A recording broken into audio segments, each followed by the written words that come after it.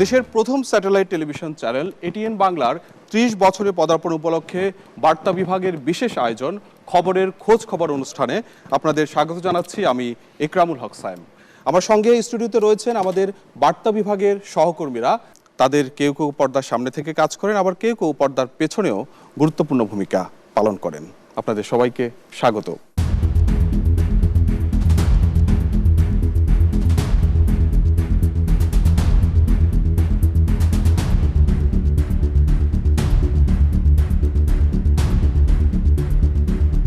দর্শক, দেশে এখন স্যাটেলাইট টেলিভিশনের সংখ্যা প্রায় অর্ধশত, সম্প্রচারের অপেক্ষায় আছে আরও বেশ কয়েকটি। অথচ আজ থেকে ৩ দশক আগে স্যাটেলাইট টেলিভিশন ছিল স্বপ্নের মতো। এটিএন বাংলার মাধ্যমে সেই স্বপ্ন বাস্তবে রূপ পায় ১৯৯৭ সালের ১৫ জুলাই। এই স্বপ্ন পূরণের সারথি ছিলেন ডক্টর মাহফুজুর রহমান। আমরা আজকে এই অনুষ্ঠানের মাধ্যমে মূলত এটিএন বাংলার যে দীর্ঘ সময়ের যাত্রা, বিশেষ করে বার্তা বিভাগের সফলতা, অর্জন, চ্যালেঞ্জ, এসব বিষয় নিয়ে আমরা আলোচনা করব। দর্শক, ২০০৩ সালে প্রতি ঘন্টার সংবাদ সম্প্রচার করে এটিএন বাংলা। সে সময় সীমাবদ্ধ প্রযুক্তি আর লোকবলের সংকটের মধ্যেও এটিএন বাংলা কিভাবে সংবাদ সম্প্রচার শুরু করে, সেই গল্পটা আমরা জানতে চাই। একসময় খবরের একমাত্র ভরসা ছিল সংবাদপত্র। ছাপাখানার কালি আর কাগজের পাতায় দেশের খবর পৌঁছে যেত মানুষের হাতে।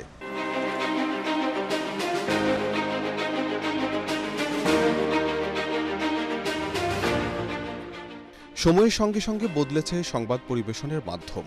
স্যাটেলাইট টেলিভিশনের আগমনে খবর পৌঁছাতে শুরু করে মুহূর্তেই। দেশে স্যাটেলাইট টেলিভিশনের যাত্রা শুরু হয় ১৯৯৭ সালে এটিএন বাংলার মাধ্যমে। আর সংবাদ সম্প্রচারে বেসরকারি টেলিভিশনের নতুন অধ্যায় শুরু হয় ২০০১ সালে। ওই বছর আগস্টে সংবাদ সম্প্রচার শুরু করে এটিএন বাংলা। যদিও মোটেও মসৃণ ছিল না সেই পথ। উন্নত প্রযুক্তি আর স্যাটেলাইট টেলিভিশনের নীতি কাঠামো না থাকায় এটিএন বাংলাকে পার করতে হয় নানা প্রতিকূলতা। এরপর ২০০৩ সালে দেশে প্রথমবারের মতো প্রতি ঘন্টায় সংবাদ প্রচার করে এটিএন বাংলা। সূচনা হয় সম্প্রচার সাংবাদিকতার নতুন ইতিহাস। আমাদের স্টুডিও ছিল থাইকম টেলিপোর্টের ভিতরে একটি রুম আমাদেরকে দেয়। সেখানটা আমরা একটা ছোট আকারের একটা স্টুডিও করি। সেই স্টুডিও থেকে মাঝে মধ্যে কিছু কিছু প্রোগ্রামও করতাম, প্লাস বিশেষ করে আমরা নিউজ, ওখান থেকে নিউজ প্রচার করতাম।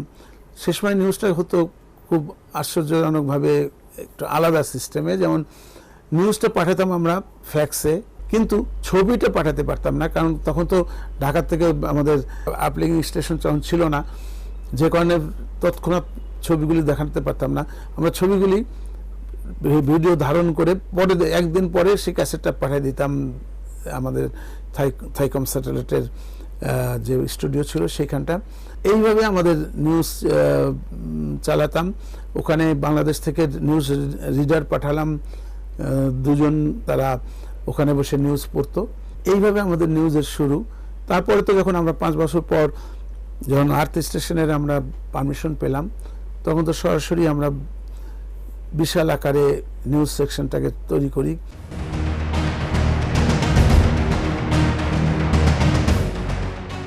দু ২০০৩ সালে ইরাক যুদ্ধের দামামা।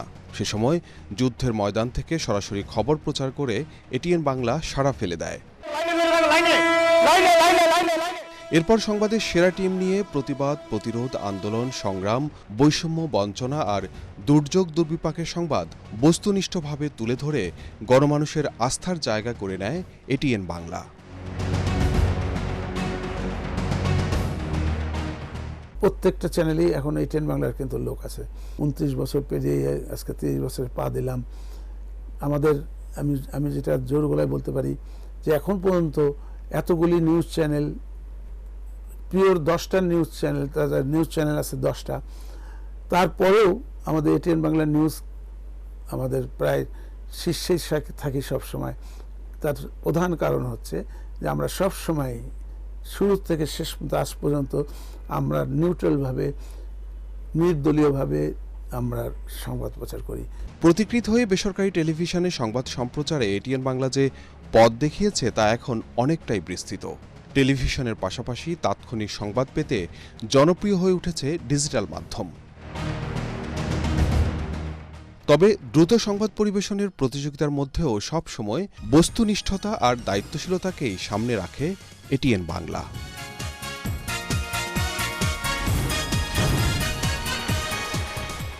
এটিএন বাংলা সবসময় সত্য বস্তুনিষ্ঠ সংবাদ পরিবেশনে বিশ্বাস করে। একটা অসম প্রতিযোগিতায় যুক্ত হয়ে এটিএন বাংলা কখনোই অসত্য সংবাদ বা বস্তুনিষ্ঠ সংবাদের বাইরে কোনো সংবাদ তারা পরিবেশন করতে আমরা চাই না। আমরা মনে করি যে প্রতিযোগিতায় সঠিক সংবাদ পরিবেশন করা সম্ভব হবে না, যে প্রতিযোগিতার মাধ্যমে সঠিক তথ্য সরবরাহ করা সম্ভব হবে না, সেই প্রতিযোগিতায় যদি কিছুটা পিছিয়ে থাকা যায় তবুও আমরা বস্তুনিষ্ঠ সংবাদ এবং সঠিক সংবাদ, নিরপেক্ষ সংবাদ পরিবেশন করবার জন্য আমরা অঙ্গীকারবদ্ধ। আলোচনা শুরু করতে চাই এম ওবায়দুর রহমান আপনাকে দিয়ে। আপনি ব্যাংককে গিয়ে স্টুডিও থেকে নিউজ পড়তেন, যেটি সরাসরি সম্প্রচার হতো। তখন ঢাকা থেকে সেরকম প্রযুক্তি ছিল না সম্প্রচারের জন্য। আপনার সেই সময়ের গল্পটা শুনতে চাই। ধন্যবাদ আপনাকে। তো আমি আরেকটু আগের দিকে যেতে চাই। প্রথম সংবাদ ভিত্তিক অনুষ্ঠান প্রচার শুরু হয় ঘটনা প্রবাহ নামে। তখন যেহেতু খবরের অনুমোদন পায়নি এটিএন বাংলা, সপ্তাহে একটা অনুষ্ঠান হতো ঘটনা প্রবাহ নামে। আর এই অনুষ্ঠানটি করার পরে সেটা এডিট করে একেবারে একটা কমপ্লিট অনুষ্ঠান আমরা বিমানে করে পাঠাতাম ব্যাংককে, সেখান থেকে সম্প্রচার করা হতো। তো এই হচ্ছে আমার সংবাদের পথের যাত্রা। এই ঘটনা প্রবাহের পথ ধরেই কিন্তু সংবাদ আসে এবং প্রথম 1-2 মাস আমাদের এটিএন বাংলা সংবাদ, যেটা এখন পরিচিত, সেটি প্রচার হয় ঘটনা প্রবাহ নামে। আমাদের মাননীয় চেয়ারম্যান ডক্টর মাহফুজুর রহমান তিনি চ্যালেঞ্জ নিতে পছন্দ করেন, বরাবরই আমরা দেখেছি। এবং সবচেয়ে বড় চ্যালেঞ্জটি হচ্ছে যে 2001 সালের নির্বাচনকে কেন্দ্র করে ইতিমধ্যে আমরা কিন্তু পারমিশন পেয়ে গেছি সংবাদ প্রচারের, কিন্তু এই ঢাকা থেকে সংবাদ প্রচারের কোনো ব্যবস্থা ছিল না, আমাদের যান্ত্রিক কোনো সুযোগ সুবিধা ছিল না। তো সেক্ষেত্রে তিনি তড়িৎ সিদ্ধান্ত নিলেন যে একটা টিম ব্যাংককে পাঠিয়ে দিবেন, যেটা হচ্ছে স্যাটেলাইট স্টেশন থাইকম।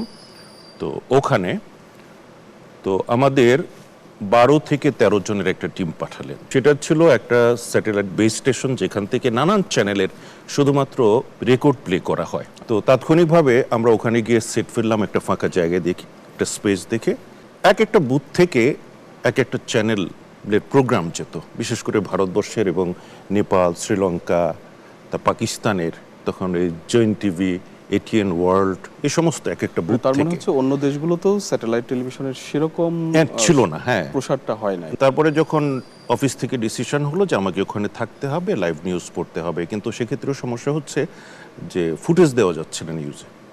আমি শুধুমাত্র পড়ে দিতাম স্ক্রিনে, অন স্ক্রিনে, কোনো ফুটেজ পাঠানো হতো না। কারণ ফুটেজ যদি পাঠানো হতো তাহলে নিউজই প্রচার করা সম্ভব হতো, সেটি সম্ভব ছিল না। তো সেই আমরা যেখান থেকে ক্যাসেট প্লে করতাম, তার ছোট্ট কক্ষ থেকেই একটা চেয়ারে বসে, একটা টেবিল ছিল যেটা দিয়ে আপনার ছাদের দিকে নানান কিছু ফিটিংয়ের জন্য কাজে লাগানো হতো, সেটা সামনে নিয়ে আমি পড়তাম। কিন্তু ওয়ালের মধ্যে একটা ক্যামেরা ফিট করা থাকতো, ছোট সাইজের, এটা প্রফেশনাল আমি বলবো না। তখন এই ক্যামেরা লেভেলে আসার জন্য আমি যে বেটাকম ক্যাসেট আছে একটার পর একটা বসিয়ে চেয়ারের উপর আমি এটা লেভেলে আসতাম, আর বোমটা ধরে রাখতেন আমার 2 পায়ের ফাঁক দিয়ে। তো এমন পরিস্থিতির মধ্য দিয়ে আমরা কিন্তু নিউজটাকে আমরা প্রচার করেছি। অনেক ধন্যবাদ। আরও জানবো এবং আমাদের অন্য সহকর্মীদের কাছ থেকেও আরও বিস্তারিত জানবো। শারমিন সালাম, আপনার কাছে কি এটা মানে কল্পনা মনে হয় কিনা যে একেবারে বিদেশে গিয়ে স্টুডিওতে সংবাদ পড়তে হয়, সেটি সরাসরি সম্প্রচার হয়? হ্যাঁ, অবশ্যই কল্পনার মনে হয়। এই অফারটা যদি আপনাকে দেয়া হতো বা এখনো দেয়া হয় যে আপনি 1.5 মাস এরকম ব্যাংককের মতো কোথাও থেকে নিউজ পড়বেন, আপনি লুফে নিতেন? অবশ্যই লুফে নিতাম। যদি সেটা এটিএন বাংলা থেকে হয় তাহলে তো কোনো কথাই নেই, আমি অবশ্যই লুফে নিতাম। কারণ আমরা যতটুকু জানি যে বিভিন্ন সময় বিভিন্ন কান্ট্রি থেকে আমাদের প্রতিনিধিরা নিউজগুলো পাঠায় বা তারা লাইভ করে, আমাদের রিপোর্টাররা, কিন্তু অ্যাজ এ প্রেজেন্টার হিসেবে দেশের বাইরে থেকে নিউজ পড়া, প্রেজেন্ট করা, এটা অনেক একটা বিশেষ একটা ব্যাপার আমার কাছে মনে হয়। ধন্যবাদ। সেই সময় আমাদের সহকর্মীরা আছেন। শহীদ ইসলাম, আপনি কিছু যোগ করবেন? ওবায়দ ভাই যেটা বললেন যে উনি ওইখানে থেকে পড়তেন, যখন এখান থেকে শুরু হলো তখন তো আমাদের কাছে কোনো অটো কিউ ছিল না, কিছুই ছিল না। আমরা কি করতাম, প্রত্যেকটা পেপার মানে নিউজ যেগুলো যেত সেইটা একটার সাথে একটা আটা দিয়ে মানে লাগিয়ে এইভাবে রোল করে সিরাজ ভাই এইভাবে ধরে রাখতেন ক্যামেরার সামনে, এইভাবে ক্যামেরা কিন্তু এইভাবে ইয়ে করা হতো, ডাউন করা হতো পেজগুলোকে, এবং প্রেজেন্টার এটা পড়তেন। মানে আমরা কিন্তু সেইভাবে শুরু করেছি তখন। এখান থেকে একটা নিউজ রেডি করে, মানে পুরো রেকর্ড করে, সেটা অন্তত 2 ঘন্টা আগে, সম্ভবত 2 ঘন্টা আগে আমাদেরকে পল্টনে পাঠাইতে হতো। তো যে কোনো নিউজ পুরো প্রোগ্রামটা এখান থেকে রেকর্ড করার পরে 2 ঘন্টা আগে আমাদেরকে সেই প্রিপারেশন নিতে হতো। 2 ঘন্টা আগে প্রিপারেশন নিয়ে সমস্ত কিছু এইভাবে রেডি করে তারপর আমরা এটা পাঠাতাম, এবং সেখান থেকে থাইকমে পাঠাতে হতো। এই ছিল জার্নিটা, মানে শুরুটা। এবং সেইখান থেকে আজকে 30 বছর, এটা মানে খুবই ভাবতে অবাক লাগে। অনেক ধন্যবাদ। আরও জানবো। দর্শক, 2003 সালে প্রতি ঘন্টা সংবাদে ইরাক যুদ্ধের খবর প্রচার করে এটিএন বাংলা। আমরা কিছু ছবি দেখে নেব।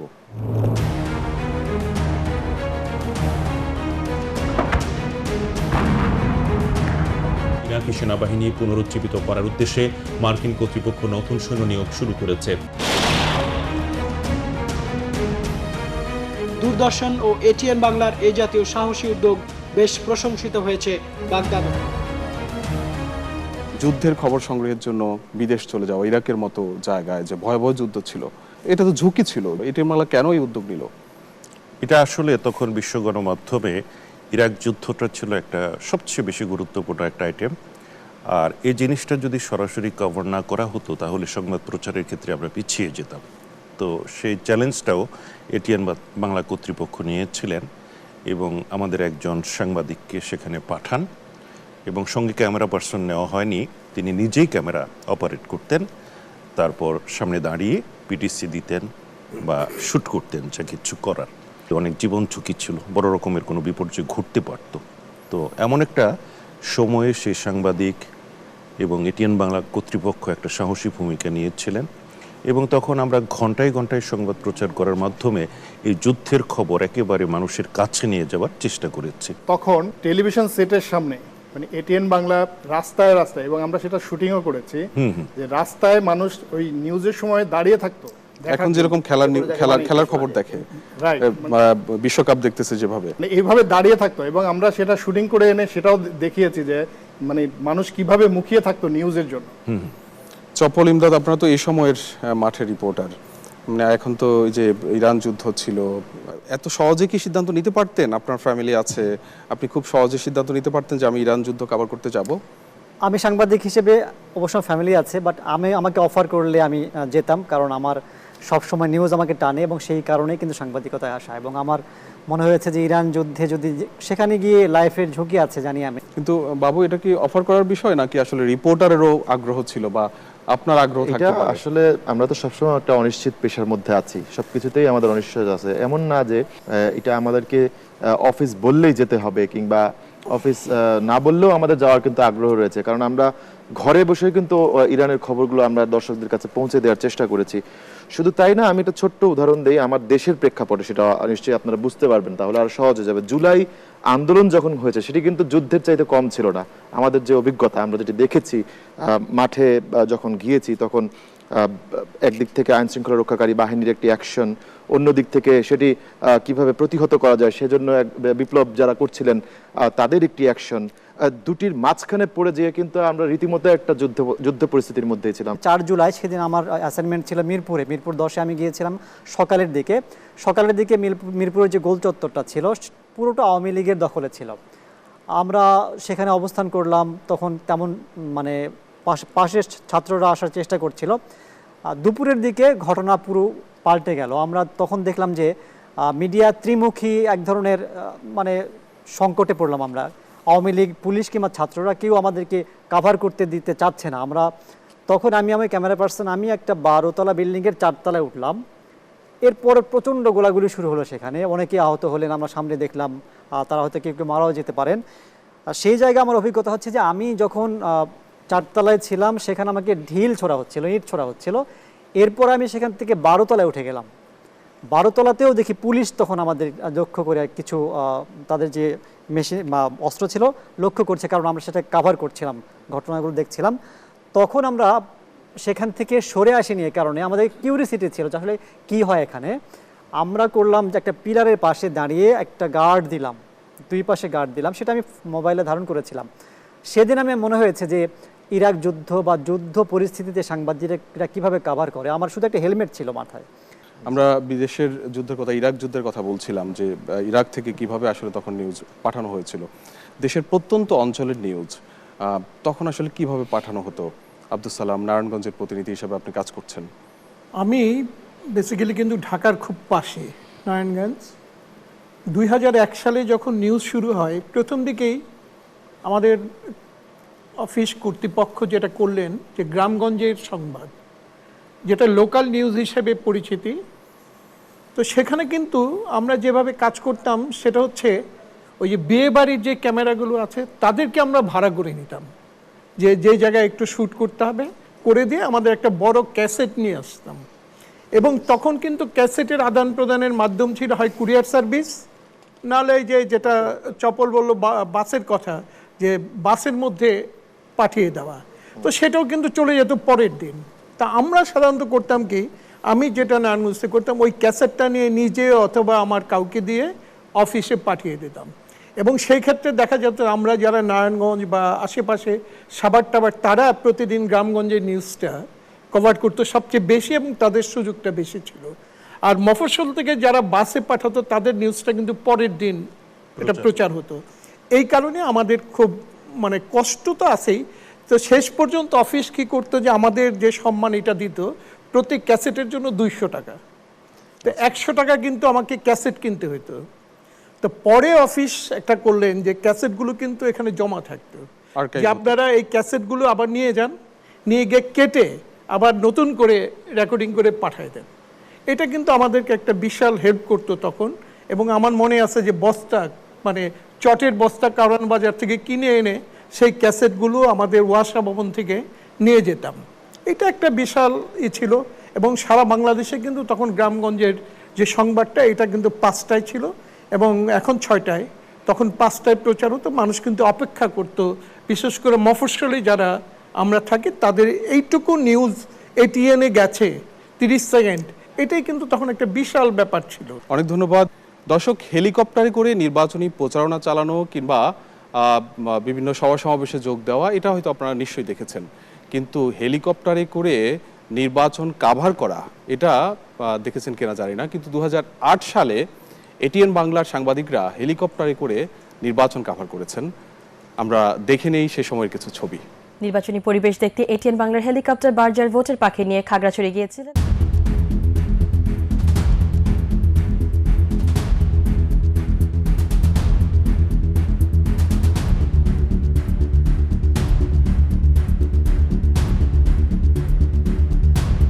এই নির্বাচনকে ঘিরে মানুষের মনে আগ্রহ একটু বেশি, যার ব্যতিক্রম ঘটেনি পার্বত্য অঞ্চলের মানুষের মধ্যেও। চপল ইমদাদ, আপনার কাছে আবার আসি। 2008 সালে হেলিকপ্টারে করে সাংবাদিকরা নির্বাচন কভার করেছেন। আপনাদের কাছে এটা কি স্বপ্নের মতো মনে হয়? হেলিকপ্টারে করে একেবারে এটিএন বাংলার লোগো থাকবে হেলিকপ্টারে, ভোটের পাখি নামে আমাদের সেই ভোটের পাখি, এটি খুবই জনপ্রিয় হয়েছিল। গ্রামের প্রত্যন্ত অঞ্চলে, ভোলার চরাঞ্চল পর্যন্ত কিন্তু ভোট কেন্দ্রগুলোতে আমাদের সাংবাদিকরা, তখন যারা আমাদের সহকর্মী ছিলেন, আমাদের অগ্রজ যারা ছিলেন, তারা কিন্তু গিয়েছিলেন। তো আমরাও কিন্তু আসলে এরকম স্বপ্ন দেখি যে এখনো যদি নির্বাচন হয় বড় আকারে আমরা সেখানে যাব, এরকম সংবাদগুলো সংগ্রহ করব।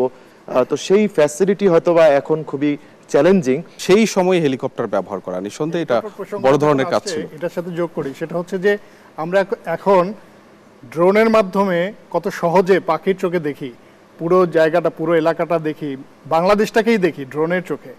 তখন কিন্তু আমাদের ওই হেলিকপ্টারটাই ভরসা ছিল যে পাখির চোখে দেখার, মানে উপর থেকে আমি আমার দেশটাকে কিভাবে দেখা যায়, সেই জন্য আমরা যখনই মানে সুযোগ পেতাম, এটা তো ভোটের পাখি ছিল হেলিকপ্টার, এছাড়াও যখনই সুযোগ পেতাম, কোনো প্রোগ্রামে হেলিকপ্টারের সুযোগ পেতাম, তখন কিন্তু আমরা অনেক ছবি এভাবে কালেকশন করে নিয়ে আসতাম, যাতে আমরা পরবর্তীতে সেটা ইউজ করতে পারি।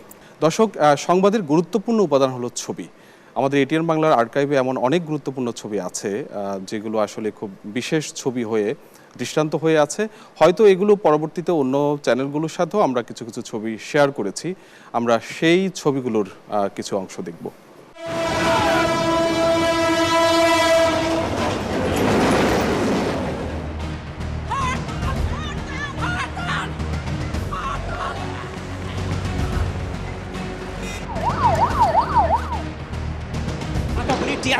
এবং রাবার বুলেট নিক্ষেপ করে বিক্ষোভকারীদের ছত্রভঙ্গ করে দেয়।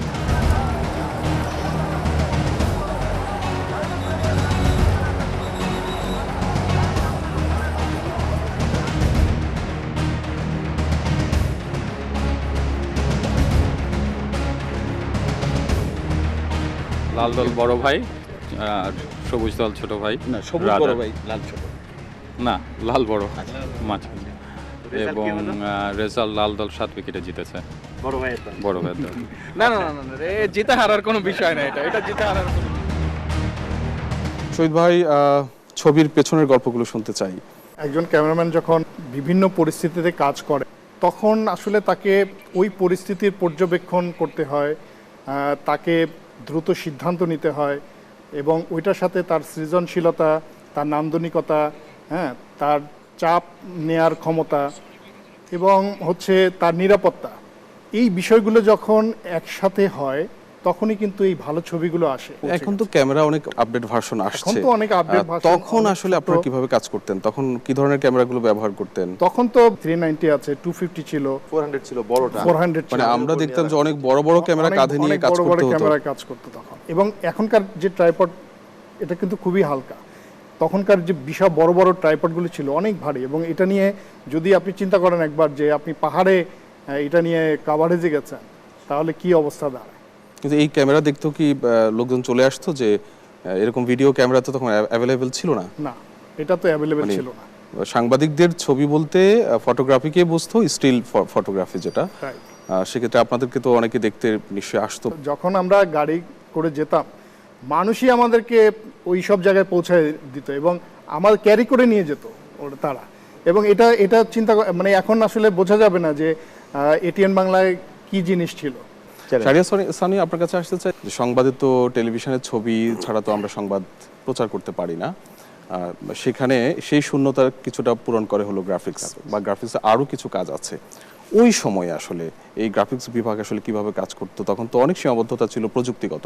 হ্যাঁ, তখন এখনকার মতো এখন অনলাইন সিস্টেম ছিল না, এআই রিলেটেড বা এআই জেনারেটেড কোনো সফটওয়্যার ছিল না। সেই ফটোশপ 4.5, আফটার ইফেক্টস 4 আর 3D স্টুডিও ম্যাক্স, এই ছিল আমাদের সীমাবদ্ধতা। এগুলি নিয়ে অ্যাটলিস্ট আধা ঘন্টা থেকে 1 ঘন্টা লাগতো একটা ছবির ব্যাকগ্রাউন্ড রিমুভ করতে, আর এখন জাস্ট একটা ক্লিকেই হয়ে যাচ্ছে।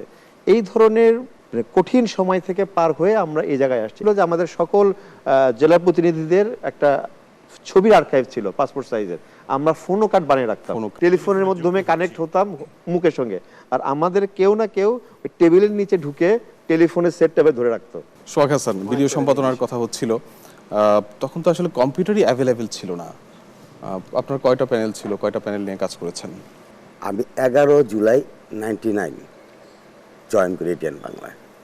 তা আমার তো কোনো চ্যালেঞ্জ নাই, কারণ আমি তো কোনো কিছু জানি না, না কম্পিউটার চিনি ঠিক মতো, না এডিটিং জানি। তো এডিটিং আমাকে দিয়ে দিচ্ছে, আমি সুন্দর মতো বসে, আমার তো কোনো প্রেশারই নেই। কোনো চ্যালেঞ্জ হিসাবে আমাদের মাত্র 3টা এডিটিং প্যানেল, এই 3টা দিয়ে আমরা সম্পূর্ণ কাজ করি। আমি যখন জয়েন করি 99-এ, তখন হচ্ছে আমরা মোট 37 জন স্টাফ। তার 3 দিন পরেই এটিএন বাংলার জন্মদিন। যতটুকু মনে পড়ে, পান্ডা গার্ডেন নামের একটা রেস্টুরেন্টে খাইতে নিয়ে যায় আমাদেরকে সবাইকে। আমার খুব ভালো লাগতেছিল, কি আনন্দ। আসলাম, কোনো কাজ করি না, কিচ্ছু না, আবার খাওয়া দাওয়া করতেছি। ওইখানে একজন দাবি করলো যে স্যার আমাদেরকে লেট দেওয়া হয়, আমাদের চেয়ারম্যান স্যার ডক্টর মাহফুজুর রহমানকে। তা স্যার এই ব্যাপারে আমাদের কোনো সমাধান করেন। স্যার সহজ সমাধান করে দিলেন, আগামীকাল থেকে কাউকে লাল কালি দিয়ে আর লেট দেওয়া হবে না, নীল কালি দিয়ে দেওয়া হবে। এই হচ্ছে আমার স্যার। দর্শক, আমরা এটিএন বাংলা গুরুত্বপূর্ণ সব ইভেন্টই খুব গুরুত্বের সাথে কাভার করি। বিশেষ করে বলতে পারি রোহিঙ্গা শরণার্থীদের যে ব্যাপকভাবে ঢল আসতে শুরু করে 2017 সালে, এবং শুধু কাভারই নয়, তাদেরকে খাবার বিতরণ করা হয়েছিল। আমাদের চেয়ারম্যান ডক্টর মাহফুজুর রহমান নিজে এটিএন বাংলার টিম নিয়ে সেই রোহিঙ্গা শিবিরে চলে গিয়েছিলেন। মনে পড়ে আপনি ওই ইভেন্টটা কভার করেছিলেন, যদি আপনি ওই অভিজ্ঞতাটা বলতেন। রাইট, আমি শুধু কভার করি নাই, আমি সেখানে ঈদও উদযাপন করেছি। 2 দফায় 2017 সালে আমি সেখানে গিয়েছি, এবং দ্বিতীয়বার আমার সেখানে ঈদ করতে হয়েছে। ঈদের আগেই চলে আসার কথা ছিল, কিন্তু অফিস থেকে আমাকে বলা হলো যে এত ঢল মানুষের আসছে এবং এত বেশি স্টোরি, সেখানে নানান ধরনের গল্প, আমাকে আবার স্টে করতে হলো, এবং ঈদ শেষ করেই আমি আসছিলাম এবং আমি কভার করতে করতে অসুস্থ হয়ে পড়েছিলাম। তো আমরা সেই সময়ের কিছু ছবি দেখতে চাই।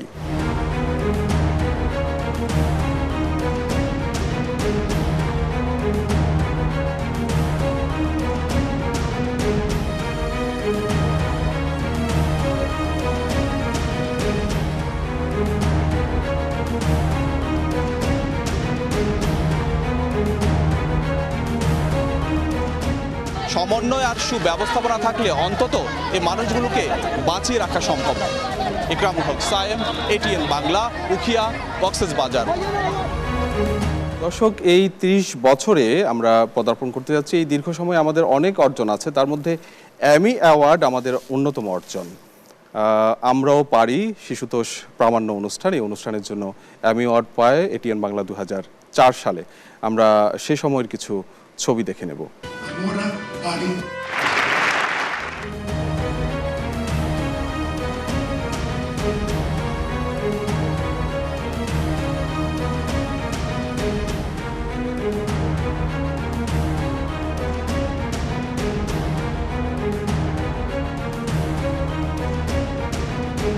এই অ্যামি অ্যাওয়ার্ড তো আসলে আমাদের ক্ষুদে সাংবাদিকরাই এই অ্যামি অ্যাওয়ার্ডের যে বিষয়বস্তু সেটা তৈরি করেছেন, সে প্রামাণ্য চিত্র তৈরি করেছেন। এখনো আমরা করব জয়, আসলে সেখান থেকে অনেক সাংবাদিক কিন্তু তৈরি হচ্ছে, আমাদের মেইন স্ট্রিমে এসে এই ক্ষুদে সাংবাদিকরা বড় হয়ে কাজ করছেন।